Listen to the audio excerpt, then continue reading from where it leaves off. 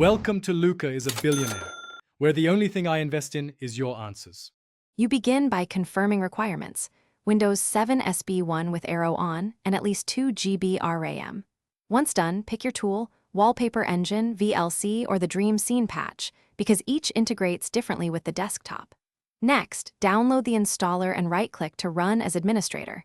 This avoids permission issues. Make sure to accept prompts and choose default options unless you need a custom install folder. After the installer completes, restart Explorer or reboot, so now you configure the live wallpaper within the app. You open the program, then browse built-in libraries or import an MP4, GIF, or WebM file. This is how you control quality and file size. Once imported, adjust playback settings, looping, audio mute, and CPU or GPU usage caps, so performance stays smooth. Then set the item as your desktop background and watch it apply. Make sure to check multiple windows and virtual desktops, because some apps need per monitor assignment.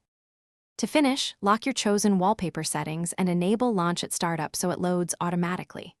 After a reboot, verify stability.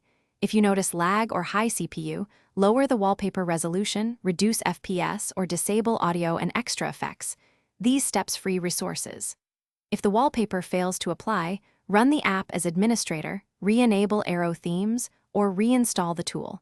Sometimes Explorer needs to be restarted. One key troubleshooting tip: check for conflicting utilities like other wallpaper managers.